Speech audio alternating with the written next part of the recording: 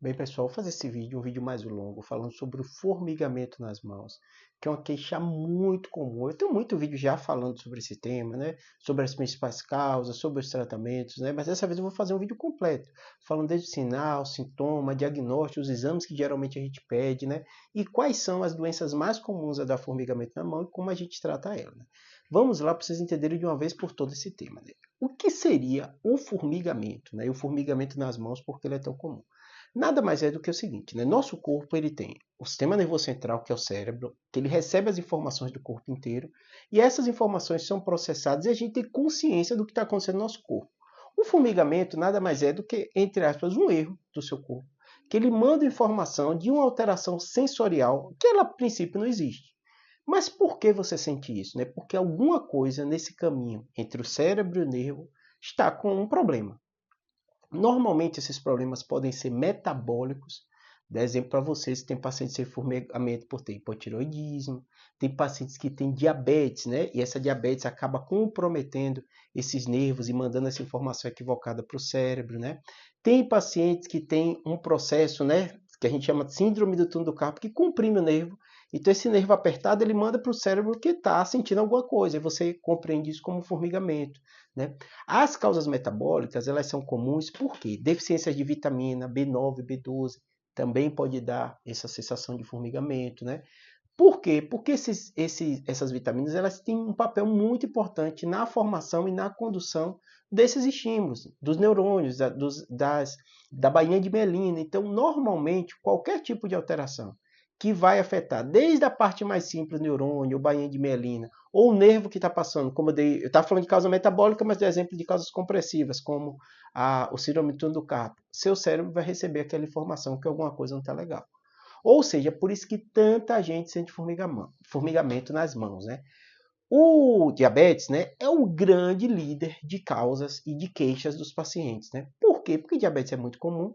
Geralmente, a gente sabe que a gente brasileiro acaba não faz tão bem os tratamentos das doenças crônicas, né? Então muita gente com diabetes nem diz que tem diabetes, diz, deu início de diabetes, né? O brasileiro a gente tem às vezes a dificuldade de aceitar uma doença. Eu tenho uma doença e eu vou tratar essa doença, né? Então às vezes fica, meu açúcar subiu um pouquinho, né? A gente fica dando desculpa para não receber esse diagnóstico de que eu sou diabético. Mas eu falo com meus pacientes, às vezes é melhor você aceitar que você é diabético e fazer o tratamento, o controle, mesmo que seja sem remédio, e entender que aquele é um problema que pertence a você e que você vai ter que conviver com ele o resto da vida. E aí ele vai deixando para lá e vem formigamento, e vem incômodo, você fala que é diabetes, não, será que não é da coluna? É uma das causas mais comuns, as doenças metabólicas, em especial diabetes. Hipotireoidismo também é uma doença muito frequente, muitos pacientes se queixam com formigamento na mão, quando a gente vai fazer a bateria de exame, está lá o hipotireoidismo como causa, né? Além disso, como eu citei para vocês, tem também os aspectos, né, das vitaminas.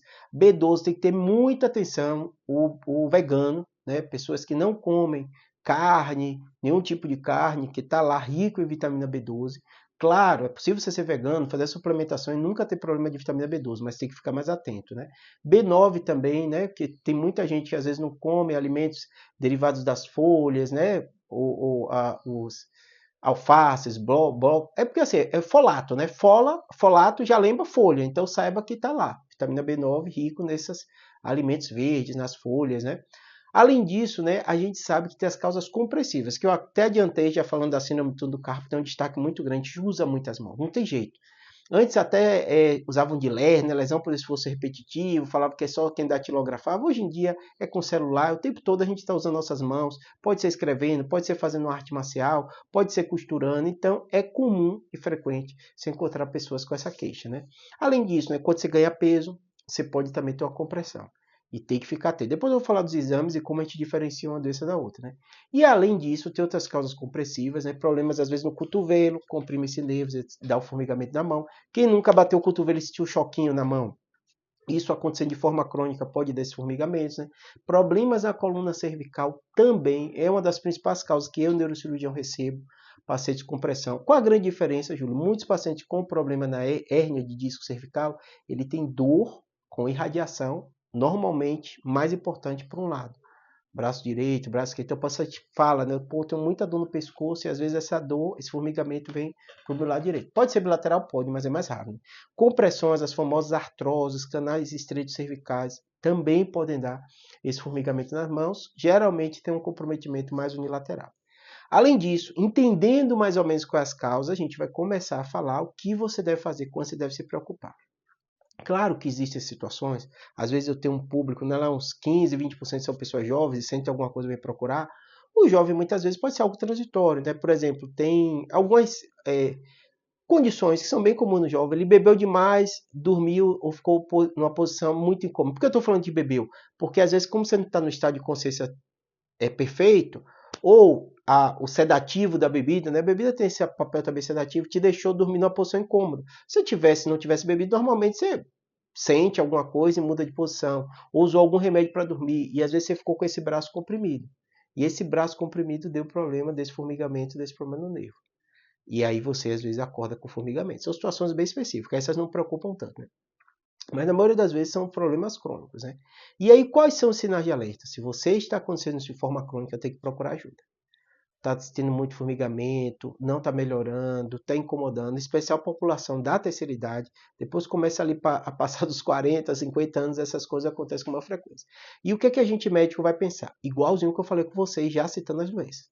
É uma causa metabólica, vai pedir exame de sangue. Todo check-up, vitamina, eletrólito, eu não falei, mas distúrbio de eletrolítico, de potássio também é comum o paciente sentir formigamento. Mas essas são situações específicas, às vezes o paciente toma um diurético, toma um remédio que pode dar uma depressão do potássio, né? Junto com esse cenário, né, hormônios a gente vai pedir, né, tireoidiano, toda essa parte hormonal para ver, eletrólitos, parte hormonal, vitaminas, para ver se não tem uma causa metabólica, né? Normalmente a gente vai pedir exame de imagem também. O exame de imagem ajuda muito para a gente ver se não tem uma compressão na coluna. Normalmente eu falo para o paciente, né? Como é uma doença da terceira idade, o paciente tem outras queixas, tá? Eu tenho dor no pescoço, tenho incômodo, tenho isso. Normalmente a gente vai pedir também eletroneuromiografia. Eletroneuro ajuda muito no contexto do paciente diabético. A gente vê as polineuropatias. Tem um vídeo aqui só dessas doenças. Tem o de polineuropatia, tem o de síndrome do carpo, tem o de hernia cervical. Estou juntando tudo aqui porque geralmente vocês perguntam muito pelos sintomas, né? E aí, quando o paciente tem a polineuropatia, tem o tratamento que é o controle da diabetes. E a gente vai fazer alguns sintomáticos também. E eletroneuro é o quê? É um exame que você bota as agulhinhas, tem um vídeo aqui explicando sobre eletroneuro. Ela dá o estímulo para justamente ver como é que está essa condução do nervo periférico até o cérebro.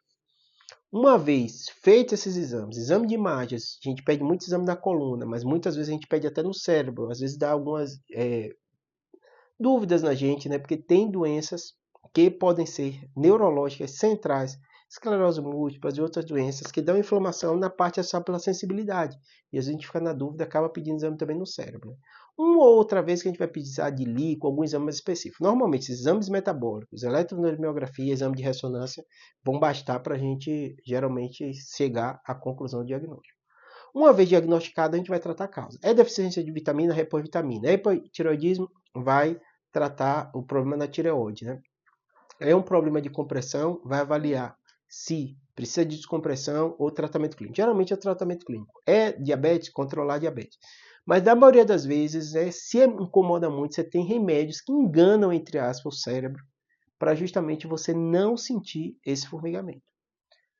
Pregabalina, tem um vídeo aqui só falando de pregabalina. Amitriptilina tem um efeito colateral de engordar, então às vezes a gente não escolhe como primeira escolha, mas pode ser usado, né? Gabapentina também, às vezes a gente não usa tanto, prefere a pregabalina, porque tem um outro paciente que tem um efeito sedativo um pouquinho maior, tem uns que ficam um pouquinho tonto, né? Mas são todas opções de tratamento.